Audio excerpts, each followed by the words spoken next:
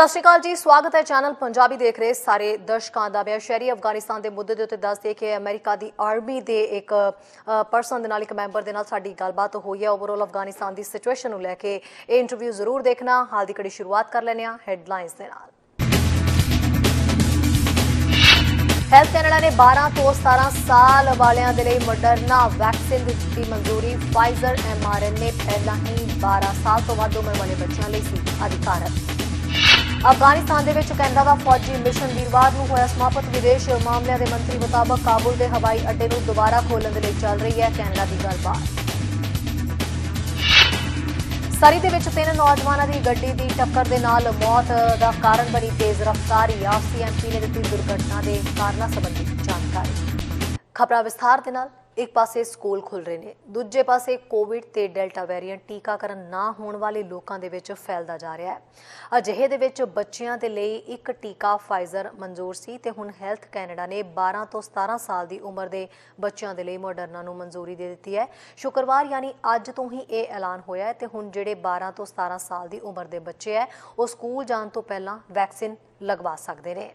जिवें कि delta variant school तो वापस जाण दे सीजन तो पहलां कैनेडा दे विच बिना टीकाकरण वाली आबादी दे तेजी नाल फैल रहा है। अजिहे दे विच 12 साल ते इस तो वध उम्र के बच्चे हुण मॉडर्ना टीका प्राप्त कर सकणगे।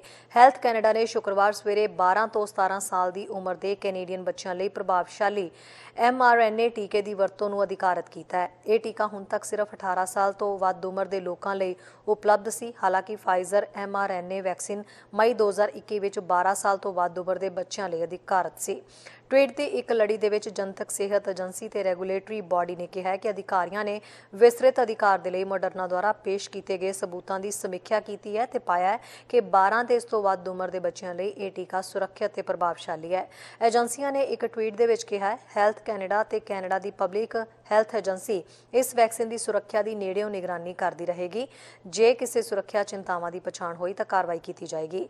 27 अगस्त तक कैनेडा दे विच वरतों लई प्रवानित कोविड-19 टीकिਆਂ ਦੀਆਂ 52,859,429 वैक्सीन खुराकां लगाईਆਂ गईਆਂ, जिन्हां दे विच ज़्यादातर फाइजर या मॉडर्ना mRNA टीकिਆਂ ਦੀਆਂ खुराकां ने। टीकिਆਂ ਦੀ कार्यकुशलता दर लगभग 94 तो 96% है ते हुण तक कोविड-19 नाल संक्रमित लोगों की सिर्फ एक छोटी जही फीसदी नूं ही सफलतापूर्वक केसां वजों जाणिया जांदा है या पूरी तरह टीकाकरण वाले व्यक्तियों के विच लागां की पुष्टि की जाती है। बहुत सारे केस उन्हां लोगों के विच हुंदे ने जो बिना टीकाकरण दे हुंदे ने ते जिन्हां लोगों नूं टीका लगाया जाता है वो हस्पताल दे विच दाखल होण ते कोविड-19 तो होने वाली मौतों की स्पष्ट गिनती बनाते हैं। न्यूज़ डेस्क तो चैनल पंजाबी की रिपोर्ट। उधर अहम खबर दस दी है, अफगानिस्तान दे विच फिलहाल कैनेडा के फौजी मिशन समाप्त दस्सिया जा रहा है। काबुल के हवाई अड्डे के बाहर होए धमाकों के 160 तो वध लोग मरण ते 200 तो वध जख्मी होने की जानकारी मिल रही है। जिस मुताबक विदेशी मामलों बारे मंत्री गार्नियो ने कहा है कि अफगानिस्तान के गुआढ़ी देश काबुल हवाई अड्डे नूं दोबारा खोलण दे लई तालिबान दे नाल जिहड़ा गलबात कर रहे हैं। अफगानिस्तान के तख्ता पलट ते फिलहाल प्रधानमंत्री जस्टिन ट्रूडो का यह कहना है कि जिस रफ्तार दे नाल तालिबान ने अफगानिस्तान ते कब्जा किया है उसने उन्हां समेत दुनिया के चोटी के लीडरां नूं हैरान कर दिता है। कैनेडा के विदेश मामलों बारे मंत्री मुताबक वीरवार नूं एक अमरीकी उड़ान दे विच लगभग 500 होर कैनेडियनां नूं काबुल तो बाहर कढ़ना पिया। उन्होंने कहा कि कैनेडा वीरवार के शुरू दे विच अपने C-17 ट्रांसपोर्ट जहाज़ां नूं वापस लैण तो पहलां एक समूहक यतन के हिस्से वजों जिहा कर रहा सी। अफगानिस्तान दे विच कैनेडा का फौजी मिशन उस दिन समाप्त हो गया जिस कारण अनजान गिनती दे विच कैनेडियन ते उन्हां दे परिवार फसे हुए सी ते नाल ही कमज़ोर अफगान जो तालिबान के बदले तो डरते रहे। जानकारी भी आ रही है कि वापसी के कुछ घंटिया बाद काबुल के हवाई अड्डे ते होए हमले विच 160 तो वध लोग मारे गए, जिन्हां दे विच बहुत सारे अफगानी भी शामिल सन जो राजधानी ते तालिबान के कब्जे चों भज्जण की कोशिश कर रहे सन। 13 अमरीकी फौजी मैंबर भी मारे गए। कैनेडा की फौजी मिशन 31 अगस्त की आखिरी तारीख तक अमरीका छड्डण की योजनाबद्ध वापसी के हिस्से वजों समाप्त हो गया सी। US 13 देशों की एयरलिफ्ट की अगवाई कर रहा सी ते एयरपोर्ट की सुरक्षा के लिए जिम्मेवार है। गार्नियो का कहना है कि अफगानिस्तान के गुआढ़ी देश तालिबान के नाल काबुल हवाई अड्डे नूं दोबारा खोलण लई गलबात कर रहे हैं तां जो मानवतावादी सहायता नूं जारी रखा जा सके ते लोकां नूं आउण जाण की आग्या दी जा सके। उधर प्रधानमंत्री जस्टिन ट्रूडो का कहना है कि जिस रफ्तार दे नाल तालिबान ने अफगानिस्तान ते कब्जा किया है उसने उन्हां समेत दुनिया के चोटी के सारे लीडरां नूं हैरान कर दिता है। उन्होंने कहा है कि उत्थे फसे कैनेडा के नागरिकां नूं उत्थों कड्ढण ते उन्हां दे मुड़ वसेबे लई हुण ਵਚਨਬੱਧ ਨੇ।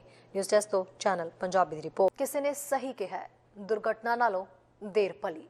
यानी कि बेशक इत्थे पहुंचण दा थोड़ी देरी दे नाल समा लग सकदा है, पर तेज़ी दे नाल पहुंचण कारण किसी दुर्घटना का शिकार ना होवो। यही तेज़ रफ्तारी पिछले हफ्ते सरी दे विच होई एक दुर्घटना का कारण बनी है, जिसने 3 नौजवानों की जान ले लई। सरी RCMP ने इस संबंधी जानकारी दी है कि इन्हां नौजवानों का वाहन दे टक्कर समय मिथी गई रफ्तार तो किते ज़्यादा रफ्तार ते इह चल रहे सी। पार्कर दस दिए मैगनसन ते रोनिन शर्मा ते कल्ब रॉयमर दी इस हादसे दे विच मौत हो गई। 21 अगस्त नूं शनिवार सवेरे इन्हां दी गड्डी जिहड़ी है वो एक दरख्त दे नाल जा टकराई। छोटी जी उम्र के सारे नौजवान हॉकी खिडारी सन। लोअर मेनलैंड भाईचारे दे विच फिलहाल सोग की लहर है। सारी RCMP सार्जन ने कहा है कि इन्हां तिन्नां नौजवानों के गुआच जाण दे नाल समुच्चा भाईचारा बहुत ही प्रभावित होया। अगर दसदे कि विदेशों के विच श्री गुरु ग्रंथ साहिब के सरूपों की छपाई की मंजूरी मिल गई है, जिस करके संगत के जिहड़े विचार भी लए जा रहे हैं कि यह फैसला ठीक है या नहीं। गुरुद्वारा कौंसल ने इस संबंधी SGPC दे नाल गलबात भी की है। की कहना सी उन्हां दा, आओ सुनते हैं। सत श्री अकाल जी, स्वागत है सारे दर्शकों का। और दस दिए कि जिस तरीके नाल श्री गुरु ग्रंथ साहिब के जिहड़े सरूप ने वो विदेशों के विच छापन की जिहड़ी मंजूरी है वो मामला काफ़ी लंबे तो जिहड़ा वो चुक्या जा रहा सी ते हुण SGPC दे वल्लों मंजूरी दे दी गई है कि जिहड़े श्री गुरु ग्रंथ साहिब के सरूप है वो विदेशों के विच भी छापे जा सकते हैं। गुरुद्वारा कौंसल तो साडे नाल बुलारे मोनिंदर सिंह जुड़े हुए हैं। इस बाबत उन्हां दे नाल गलबात करदे हां। मोनिंदर, SGPC दे नाल गलबात हुई है, की गलबात हुई है ते की किहा स्पैशली SGPC ने भी जिहड़ी ये मंजूरी दे दी गई है, किसनूं मंजूरी दी गई है, कौन जिहड़े ने विदेशों के विच जिहड़े ने वो छाप सकते हैं श्री गुरु ग्रंथ साहिब के सरूप? हाँ जी, हाले तक कोई व्यक्ति या कोई संस्था का नाम नहीं लिया गया। उन्होंने जी गलबात भी की है वो भी जिदा एक साइलो जेज की है। कई संस्थावां इतों जो हो सकता है कि पिछले साल जो व्यक्ति इतने उन्होंने कोशिश की प्रिंटिंग करने की हुक्मनामे की उलंघना की सी। उन्होंने वालों उन्होंने जिहड़े सलाहकार आ जां उन्होंने नाल जिहड़े थोड़ी जी सोसाइटियां जिहड़ियां जुड़ियां हैं, हो सकता उन्होंने उन्होंने वालों जिहड़ियां चिट्ठियां गई हैं उन्होंने तक SGPC तक कि उन्होंने ते भावुक होकर उन्होंने ये कदम चुक लिया है। ये सारे उहदा संसार भर के सिखां की खालसा पंथ की गल है। कल्ले वैंकूवर का मसला हुण नहीं रहा। पहलों हुक्मनामे की उलंघना हुई सी पिछले साल, उहदे लई इत्थे बड़े तुसीं देखे सी कि वड्डे लैवल के उत्ते सिख संगतां इकट्ठियां होईयां, किस तरीके दे नाल ओह रोकिया गया। तो उहदे बाद जिहड़ी अकाल तख्त साहिब तो संदेश भी आया सीगा, उहदे विच जिहड़े दोषी व्यक्ति है उन्होंने भी एक चैलेंज किया गया कि थानू ये रोकना पैना है। उन्होंने वो मंजूरी की। उस तो बाद उन्होंने उत्ते उदा कोई कार्रवाई नहीं हुई। देखो साल पूरा लंघ गया है तो उन्होंने नाल ये गलबात जी हुण हो रही है वो तो सानू लग रहा है कि हुण ये मसला है कि बाहर के देशों प्रिंटिंग उन्होंने ये सिर्फ ये किया कि प्रिंटिंग हो सकती है। ये नहीं उन्होंने दसिया कि कौन करूगा, कित्थे करूगा, किद्दां करूगा। पर उन्होंने ये जरूर किया है कि ये जी मंजूरी असी दिते है। साडे वालों ये एक बहुत वड्डी समस्या पैदा होंदी है कि जिहड़े महाराज के सरूप पंजाब दे विच भी SGPC दे कह लो कि नक थल्लियों 300 तो वध सरूप गायब हो गए। बाहरले देशों के विच ये सेम जिहड़े लोग है इन्होंने हज़ारां की गिणती दे विच सरूप जिहड़े इत्थे लिआंदे भी है। उहदे विच जिहड़े गुरुद्वारा साहिब है बहुते सरूप उन्होंने ही लिआंदे है, जिद्दां खालसा स्कूल तो ते जिहड़े ने उन्हां दे जिहड़े उन्हां दी सोसाइटीज़ है। हुण साडे कोल एक मौका आ कि असी ਇਹ ਤੋਂ ਗੱਲ ਤੋਂ ਉੱਤੇ ਉੱਠੀਏ, ਉੱਤੇ ਉੱਠ ਕੇ ਇਹ ਸੋਚੀਏ ਕਿ ਜਿਹੜੇ ਸਰੂਪ ਸਾਡੇ ਕੋਲ ਆ ਉਹਨਾਂ ਦੀ ਸੇਵਾ ਸੰਭਾਲ ਹੋ ਨਹੀਂ ਰਹੀ। ਘਰ ਘਰ ਦੇ ਵਿੱਚ ਸਰੂਪ ਹੁਣ ਵੀ ਸਾਨੂੰ ਪਤਾ ਲੱਗਦਾ ਹੈ ਕਿ ਸਰੂਪ ਜਿਹੜੇ ਆ ਮਹਾਰਾਜ ਦੇ ਸਰੂਪ ਜਿਹੜੇ ਆ ਘਰਾਂ ਦੇ ਵਿੱਚ ਆ, ਕਈਆਂ ਨੇ ਟੈਕਸ ਐਗਜ਼ੈਂਪਸ਼ਨ ਲੈ ਰੱਖੇ ਆ ਕਿ ਉਸ ਘਰ ਦੇ ਜਿਹੜੀ ਇੱਕ ਚੈਰੀਟੇਬਲ ਸਟੇਟਸ ਮਿਲ ਜਾਵੇ, ਉੱਤੋਂ ਦੀ ਟੈਕਸ ਐਗਜ਼ੈਂਪਸ਼ਨ ਮਿਲ ਜਾਵੇ। ਛੋਟੇ ਜਿਹੇ ਗੁਰਦੁਆਰੇ ਖੋਲ੍ਹੇ ਆ। ਸਾਨੂੰ ਜਿੱਦਾਂ ਪਤਾ ਹੈ ਕਿ 600 ਤੋਂ ਵੱਧ ਜਿਹੜੀਆਂ ਸਿੱਖ ਸੁਸਾਇਟੀਜ਼ ਇਸ ਕਾਰਨ ਹੀ ਖੁੱਲ੍ਹੀਆਂ ਗਈਆਂ BC ਦੇ ਵਿੱਚ।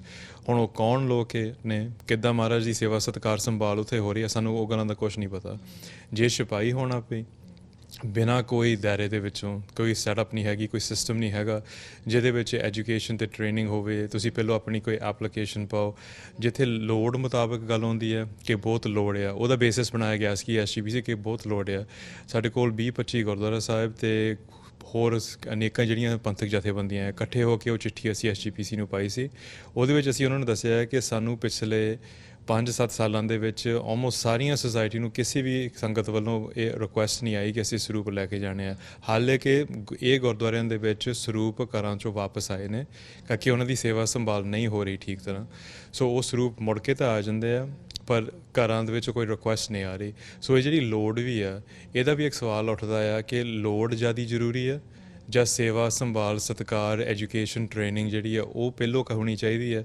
ਫਿਰ ਲੋੜ ਮੁਤਾਬਕ ਜਦੋਂ ਕਿਸੇ ਨੇ ਕੋਈ ਰਿਕੁਐਸਟ ਕੀਤੀ ਉਹਦੇ ਵਿੱਚ ਇੱਕ ਸਿਸਟਮ ਦੇ ਵਿੱਚ ਉਹਦੀ ਰਜਿਸਟ੍ਰੇਸ਼ਨ ਹੋਵੇ, ਘਰ ਦੀ ਇਨਸਪੈਕਸ਼ਨ ਹੋਵੇ, ਅੱਗੇ ਉਹ ਜਿਹੜਾ ਪਰਿਵਾਰ ਆ ਜੋ ਸੇਵਾ ਸੰਭਾਲ ਕਰਨਾ ਚਾਹੁੰਦੇ ਆ ਮਹਾਰਾਜ ਦੇ ਸਰੂਪ ਦੀ, ਫਿਰ ਉਹਨਾਂ ਦੀ ਕੋਈ ਐਜੂਕੇਸ਼ਨ ਟ੍ਰੇਨਿੰਗ ਪ੍ਰੋਗਰਾਮ ਹੋਵੇ ਕਿ ਤੁਸੀਂ ਸੁੱਖ ਆਸਨ ਪ੍ਰਕਾਸ਼ ਸੇਵਾ ਲੰਗਰ ਦੀ ਤਿਆਰੀ ਵੇਗ ਦੀ ਤਿਆਰੀ ਤੁਸੀਂ ਦਿਨ ਬਾਏ ਦਿਨ ਕਿੱਦਾਂ ਕਰਨੀ ਹੈ। ਜੇ ਕੋਈ ਇਹ ਸਾਰੀ ਸੇਵਾ ਲੈਣ ਲਈ ਤਿਆਰ ਆ ਤੇ ਸਾਰੇ ਕੁਛ ਤੋਂ ਨੰਗ ਹਟੇ ਆ, ਫਿਰ ਮਹਾਰਾਜ ਦੇ ਸਰੂਪ ਉਹਨਾਂ ਦੇ ਘਰਾਂ ਦੇ ਵਿੱਚ ਵਿਰਾਜਮਾਨ ਵੀ ਹੋ ਸਕਦੇ ਤੇ ਕਿ ਰਜਿਸਟਰੀ ਦੇ ਵਿੱਚ ਹੋਣ। ਪਰ ਜੇ ਅਸੀਂ ਇਹ ਨਹੀਂ ਕਰਨਾ ਤੇ ਅਸੀਂ ਸਿੱਧੀ ਛਪਾਈ ਤੇ ਕਿ ਆ ਜਾਣਾ ਹੈ, ਉਹਦੇ ਵਿੱਚ ਪੰਥ ਨੂੰ ਬਹੁਤ ਵੱਡਾ ਨੁਕਸਾਨ ਹੋਊਗਾ ਕਿ ਜਿੱਦਾਂ ਹੁਣ ਬੇਅਦਬੀਆਂ ਹੋ ਰਹੀਆਂ ਉਹ ਐਕਸੈਲਰੇਟ ਹੋਊਗਾ। ਸੋ ਮਨਿੰਦਰ, ਹੁਣ ਕਈ ਤਰ੍ਹਾਂ ਦੇ ਇਹਦੇ ਵਿੱਚ ਜਿਹੜੇ ਤੁਸੀਂ ਦੱਸ ਰਹੇ ਹੋ ਵੀ ਗੱਲਾਂ ਸਾਹਮਣੇ ਆ ਰਹੀਆਂ ਨੇ ਜਿਹਦੇ ਨਾਲ ਮਿਸਯੂਜ਼ ਵੀ ਕਾਫੀ ਹੱਦ ਤੱਕ ਹੋ ਸਕਦਾ ਹੈ। ਹੁਣ ਉਹਨੂੰ ਰੋਕਣ ਦੇ ਲਈ ਜਾਂ ਸੰਗਤ ਇਸ ਮਾਮਲੇ ਦੇ ਵਿੱਚ ਕੀ ਸੋਚ ਰਹੀ ਹੈ, ਉਹਨੂੰ ਰੋਕਣ ਦੇ ਲਈ ਤੁਸੀਂ ਕੀ ਕੁਝ ਇਹਦੇ ਲਈ ਕਰ ਰਹੇ ਹੋ ਅੱਗੇ? ਅਸੀਂ ਦੇਖਿਆ ਸੀਗਾ ਕਿ ਜਦੋਂ ਇਹ ਮਸਲਾ ਹੁਣ ਦ ਨਿਊਜ਼ ਸਟੋਰੀ ਬ੍ਰੇਕ ਹੋਈ ਹੈ, ਇਮੀਡੀਏਟਲੀ ਕੁਛ ਰੇਡੀਓ ਪ੍ਰੋਗਰਾਮਸ ਦੇ ਉੱਤੇ ਇਹ ਗੱਲ ਉੱਭਰ ਕੇ ਬਾਹਰ ਆਈ ਕਿ ਮਨਜ਼ੂਰੀ ਮਿਲ ਗਈ ਹੈ। ਤੇ ਇੱਕ ਪਾਸੇ ਨੂੰ ਗੱਲ ਚੱਲਣਾ ਪਈ, ਬੀਬੀ ਜਗੀਰ ਕੌਰ ਨੇ ਵੀ ਕਈ ਸਟੇਸ਼ਨਸ ਦੇ ਉੱਤੇ ਆਣ ਕੇ ਬਿਆਨ ਵੀ ਦਿੱਤੇ, ਉਹਨਾਂ ਨੂੰ ਚੈਲੰਜ ਵੀ ਕੀਤਾ ਗਿਆ ਸੰਗਤ ਰੂਪ ਦੇ ਵਿੱਚ ਕਿ ਤੁਸੀਂ ਇੱਥੇ ਤਾਂ ਆਏ ਨਹੀਂ, ਨਾ ਤੁਹਾਡਾ ਕੋਈ ਨੁਮਾਇੰਦਾ ਆਇਆ, ਨਾ ਤੁਸੀਂ ਕਿਸੇ ਵੱਡੇ ਗੁਰਦੁਆਰਾ ਸਾਹਿਬਾਨਾਂ ਜਥੇਬੰਦੀਆਂ ਨਾਲ ਗੱਲ ਕੀਤੀ ਹੈ, ਤੇ ਨਾ ਹੀ ਉਹ ਗੁਰਦੁਆਰੇ ਤੇ ਜਿਹੜੇ ਜਥੇਬੰਦੀਆਂ ਉਹਨਾਂ ਨੂੰ ਮੌਕਾ ਮਿਲਿਆ ਹੈ ਸੰਗਤ ਨੂੰ ਸੰਬੋਧਨ ਕਰਨ ਲਈ।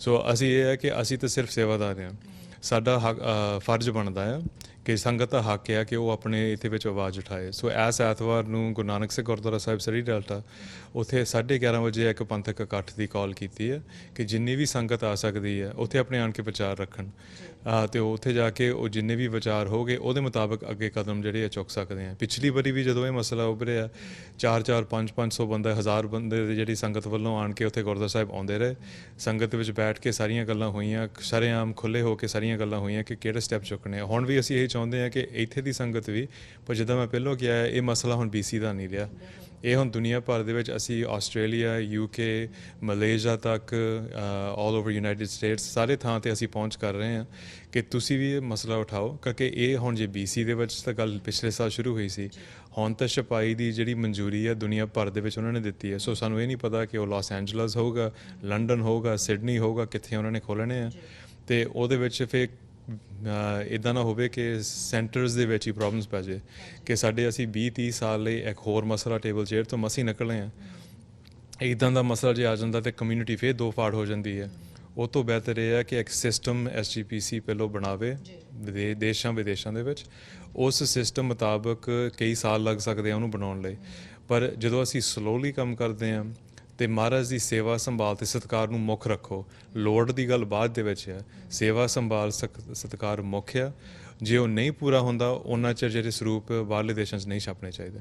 ਅੱਗੇ ਦੇਖਦੇ ਹਾਂ ਸਾਡੇ ਸੀਨੀਅਰ ਪੱਤਰਕਾਰ ਕੁਲਮੀਤ ਸਿੰਘ ਸੰਘਾ ਦੀ ਐਡਮਿੰਟਨ ਤੋਂ ਇੱਕ ਖਾਸ ਅਪਡੇਟ। ਚੈਨਲ ਪੰਜਾਬੀ ਵੇਖ ਰਹੇ ਸਮੂਹ ਦਰਸ਼ਕਾਂ ਨੂੰ ਕੁਲਮੀਤ ਸਿੰਘ ਵੱਲੋਂ ਨਿੱਘੀ ਜੀ ਆਇਆਂ। ਵਾਹਿਗੁਰੂ ਜੀ ਕਾ ਖਾਲਸਾ, ਵਾਹਿਗੁਰੂ ਜੀ ਕੀ ਫਤਿਹ। ਇੱਕ ਖਬਰ ਐਡਮਿੰਟਨ ਸ਼ਹਿਰ ਤੋਂ ਲੈ ਕੇ ਹਾਜ਼ਰ ਹਾਂ ਜੀ। ਵੈਸੇ ਤੁਸੀਂ ਵੀ ਸੋਚਦੇ ਹੋਵੋਗੇ ਕਿ COVID-19 ਦੀਆਂ ਖਬਰਾਂ ਕਦੋਂ ਖਤਮ ਹੋਣਗੀਆਂ। ਦੋਸਤੋ, ਅਸੀਂ ਵੀ ਇਹੀ ਸੋਚਦੇ ਹਾਂ ਵੀ ਕਦੋਂ ਇਹ ਗੱਲ ਖਤਮ ਹੋਵੇ ਤਾਂ ਇਹਦੇ ਤੋਂ ਖਹਿੜਾ ਛੁੱਟੇ, ਪਰ ਇਹ ਗੱਲ ਅਗਾਂਹ ਤੋਂ ਅਗਾਂਹ ਤੁਰੀ ਜਾ ਰਹੀ ਹੈ। ਅਲਬਰਟਾ ਦੇ ਵਿੱਚ ਤੁਹਾਨੂੰ ਪਤਾ ਜੀ 1 ਜੁਲਾਈ ਤੋਂ ਜਿਹੜੀਆਂ ਰਿਸਟ੍ਰਿਕਸ਼ਨਸ ਜਿਹੜੀਆਂ ਸੀਗੀਆਂ ਘਟਾ ਦਿੱਤੀਆਂ ਗਈਆਂ ਸੀਗੀਆਂ, ਕਾਫੀ ਰਿਸਟ੍ਰਿਕਸ਼ਨਸ ਹਟਾ ਦਿੱਤੀਆਂ ਗਈਆਂ ਸੀਗੀਆਂ। ਪਰ ਹੋਇਆ ਕੀ ਆ ਕਿ ਸਾਡੇ ਸੂਬੇ ਦੇ ਵਿੱਚ ਕੇਸਿਸ ਜਿਹੜੇ ਆ ਉਹ ਵਧੀ ਜਾ ਰਹੇ ਨੇ। ਹੁਣ ਹੌਸਪਿਟਲਾਈਜੇਸ਼ਨ ਵੀ ਵੱਧ ਰਹੀ ਆ ਔਰ ICU ਦੇ ਵਿੱਚ ਜਿਹੜੇ ਗਿਣਤੀ ਹੈਗੀ ਆ ਉਹ ਵੀ ਵਧੀ ਹੋਈ ਆ। ਇੱਕ ਜਿਹੜੀ ਪਿਛਲੇ ਦਿਨੀ ਕਾਨਫਰੰਸ ਕੀਤੀ ਸੀਗੀ ਅਲਬਰਟਾ ਹੈਲਥ ਦੇ ਜਿਹੜੇ ਸਾਡੇ ਹੈ ਨੇ ਡਾਕਟਰ ਡੀਨਾ ਹੈਂਸ਼ਾ ਹੋਰੀ, ਉਹਨਾਂ ਨੇ ਇਹ ਕਿਹਾ ਸੀਗਾ ਕਿ ਮੈਂ ਤੁਹਾਨੂੰ ਨਾ ਇੱਕ ਜਿਹੜਾ ਡੇਟਾ ਆ ਜਿਹਦੇ ਆਧਾਰ ਦੇ ਉੱਤੇ COVID-19 ਬਾਰੇ ਪਿੱਛੇ ਜਿਹੜੀਆਂ ਇਹ ਰਿਸਟ੍ਰਿਕਸ਼ਨਾਂ ਹਟਾਈਆਂ ਗਈਆਂ, ਉਹ ਜਿਹੜਾ ਡਾਟਾ ਉਹ ਦੇਵਾਂਗੀ, ਦੱਸਾਂਗੀ ਸਾਰਿਆਂ ਨੂੰ ਵੀ ਕੀ ਗੱਲ ਹੈ। ਔਰ ਅਸੀਂ ਉਹ ਕਹਿੰਦੇ ਚਾਹੁੰਦੇ ਹਾਂ ਵੀ ਟਰਾਂਸਪੇਰੈਂਸੀ ਹੋਵੇ ਹਰੇਕ ਗੱਲ ਦੇ ਵਿੱਚ, ਹਰੇਕ ਵਿਅਕਤੀ ਨੂੰ ਪਤਾ ਹੋਵੇ।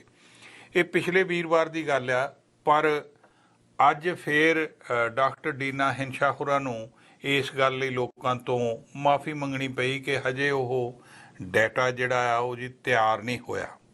ਉਹ ਕਹਿੰਦੇ ਵੀ ਮੈਂ ਨਹੀਂ ਚਾਹੁੰਦੀ ਵੀ ਉਹਨੂੰ ਪੀਸ ਮੀਲ ਦੇ ਢੰਗ ਨਾਲ ਉਹਨੂੰ ਰਿਲੀਜ਼ ਕੀਤਾ ਜਾਵੇ, ਯਾਨੀ ਕਿ ਥੋੜ੍ਹਾ ਥੋੜ੍ਹਾ ਕਰਕੇ।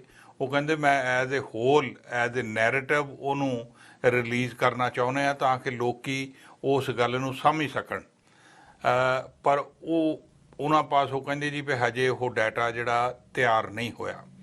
ਹੁਣ ਉਸ ਗੱਲ ਨੂੰ ਲੈ ਕੇ ਕੁਝ ਡਾਕਟਰ ਨੇ ਜਿਹੜੇ ਉਹ ਇਹਦੇ ਤੇ ਚਿੰਤਾ ਜ਼ਾਹਰ ਕਰ ਰਿਹਾ। ਅਲਬਰਟਾ ਹੈਲਥ ਵਰਕਰਸ ਤੇ ਹੋਰ ਕ੍ਰਿਟਿਕਸ ਜਿਹੜੇ ਨੇ ਉਹ ਵੀ ਇਸ ਗੱਲ ਤੇ ਫਿਕਰਮੰਦ ਹੋਏ ਨੇ ਵੀ ਇਹ ਕਹਾਣੀ ਕੀ ਬਣੀ ਬਈ ਵੀ ਅਸੀਂ ਫੈਸਲਾ ਲੈ ਲਿਆ ਪਰ ਹਜੇ ਤੱਕ ਉਹ ਜਿਹੜਾ ਡਾਟਾ ਲੋਕਾਂ ਨੂੰ ਉਹਦੇ ਬਾਰੇ ਦੱਸਿਆ ਨਹੀਂ ਗਿਆ।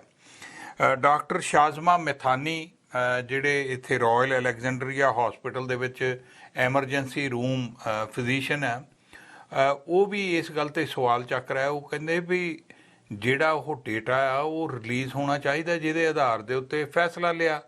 ਹੁਣ ਤੱਕ ਉਹ ਕਹਿੰਦੇ ਵੀ ਸਾਨੂੰ ਇਸ ਗੱਲ ਦਾ ਪਤਾ ਹੀ ਨਹੀਂ ਹੈ ਔਰ ਇਹ ਬੜੀ ਮਤਲਬ ਸ਼ਰਮ ਵਾਲੀ ਗੱਲ ਹੈ ਵੀ ਸਾਨੂੰ ਉਹ ਪਤਾ ਨਹੀਂ ਲੱਗ ਰਿਹਾ ਉਸ ਗੱਲ ਦਾ, ਕਿਉਂਕਿ ਫੈਸਲਾ ਬੜਾ ਅਹਿਮ ਸੀ ਜਿਨ੍ਹਾਂ ਕਰਕੇ ਇਹ ਜਿਹੜੀਆਂ ਸਾਰੀਆਂ ਰਿਸਟ੍ਰਿਕਸ਼ਨਸ ਹਟਾਈਆਂ ਗਈਆਂ ਨੇ। ਪਰ ਡਾਕਟਰ ਡੀਨਾ ਹਿੰਸ਼ਾ ਦਾ ਕਹਿਣਾ ਹੈ ਕਿ ਆਉਣ ਵਾਲੇ ਸਮੇਂ ਦੇ ਵਿੱਚ ਜਲਦ ਹੀ ਜਿਉਂ ਹੀ ਉਹ ਡਾਟਾ ਅਵੇਲੇਬਲ ਹੁੰਦਾ ਉਹ ਅਸੀਂ ਦੇ ਦਿਆਂਗੇ, ਕਿਉਂਕਿ ਅਲਬਰਟਾ ਦੇ ਵਿੱਚ ਜਿਵੇਂ ਤੁਹਾਨੂੰ ਦੱਸਿਆ ਕਿ ਇੱਥੇ ਕੇਸ ਬੜੇ ਵਧਣੇ ਸ਼ੁਰੂ ਹੋ ਗਏ ਜੀ। ਕੱਲ੍ਹ 1100 ਤੋਂ ਉੱਪਰ ਕੇਸ ਜਿਹੜੇ ਆ ਆਏ ਨੇ ਔਰ ਜਿਹੜੇ ICU ਵਾਲੇ ਨੰਬਰ ਆ ਉਹ ਵੀ ਵੱਧ ਗਏ ਨੇ ਔਰ ਹਸਪੀਟਲ ਦੇ ਵਿੱਚ ਲੋਕਾਂ ਦੀ ਜਿਹੜੀ ਗਿਣਤੀ ਆ ਉਹ ਵੀ ਵੱਧ ਗਈ ਆ। ਹਾਂ, ਇਹਦੇ 'ਚ ਇੱਕ ਖਿਆਲ ਰੱਖਣ ਵਾਲੀ ਗੱਲ ਇਹ ਆ ਕਿ ਜਿਹੜੇ ਲੋਕ ਜ਼ਿਆਦਾ ਇਨਫੈਕਟ ਹੋ ਰਹੇ ਆ ਉਹ ਜਿਨ੍ਹਾਂ ਦੇ ਵੈਕਸੀਨ ਦੇ ਟੀਕੇ ਨਹੀਂ ਲੱਗੇ ਹੋਏ ਉਹਨਾਂ ਕਰਕੇ ਹੋ ਰਿਹਾ। ਔਰ ਜਿਹੜੇ ਡਾਕਟਰ ਨੇ ਆਮ ਉਹ ਕਹਿ ਰਹੇ ਆ ਜੀ ਵੀ ਜਿਹੜਾ ਜਦੋਂ ਦਾ ਮਾਸਕ ਪਾਉਣੋਂ ਲੋਕਾਂ ਤੋਂ ਇਹ ਕੰਡੀਸ਼ਨ ਹਟਾ ਦਿੱਤੀ ਗਈ ਆ ਉਦੋਂ ਤੋਂ ਵੀ ਇਹ ਗੱਲਾਂ ਬਾਤਾਂ ਵਧੀਆ ਨੇ। ਮਤਲਬ ਉਹ ਚਾਹੁੰਦੇ ਆ ਕਿ ਉਹ ਦੁਬਾਰਾ ਫਿਰ ਰਿਸਟ੍ਰਿਕਸ਼ਨਸ ਲਿਆਂਦੀਆਂ ਜਾਣ ਤਾਂ ਕਿ ਜਿਹੜਾ ਡੈਲਟਾ ਵੇਰੀਐਂਟ ਵਾਲੀ ਗੱਲ ਕਰਕੇ ਵੱਧ ਰਿਹਾ ਕੋਵਿਡ-19 ਦਾ ਕੰਮ ਇਹਨੂੰ ਠੱਲ ਪਾਈ ਜਾ ਸਕੇ। ਚੈਨਲ ਪੰਜਾਬੀ ਲਈ ਕੁਲਮੀਤ ਸਿੰਘ ਸੰਘਾ, ਐਡਮਿੰਟਨ। ਸੋ ਖਬਰਾਂ ਤੇ ਜਾਣਕਾਰੀਆਂ ਦਾ ਸਿਲਸਿਲਾ ਫਿਲਹਾਲ ਇੱਥੇ ਮੁੱਕਦਾ। ਨਵੀਆਂ ਤੇ ਤਾਜ਼ਾ ਖਬਰਾਂ ਲੈ ਕੇ ਫਿਰ ਤੋਂ ਹਾਜ਼ਰ ਹੋਵਾਂਗੇ। ਇਜਾਜ਼ਤ ਚਾਹੁੰਦੇ ਹਾਂ। ਧੰਨਵਾਦ। ਸਾਡਾ ਹਰ ਇੱਕ ਪ੍ਰੋਗਰਾਮ ਦੇਖਣ ਤੇ ਸਾਡੇ ਨਾਲ ਜੁੜਨ ਲਈ ਸਬਸਕ੍ਰਾਈਬ ਕਰੋ ਚੈਨਲ ਪੰਜਾਬੀ ਤੇ ਨੋਟੀਫਿਕੇਸ਼ਨ ਲਈ ਬੈਲ ਆਈਕਨ ਵਾਲੇ ਬਟਨ ਤੇ ਕਲਿੱਕ ਕਰੋ।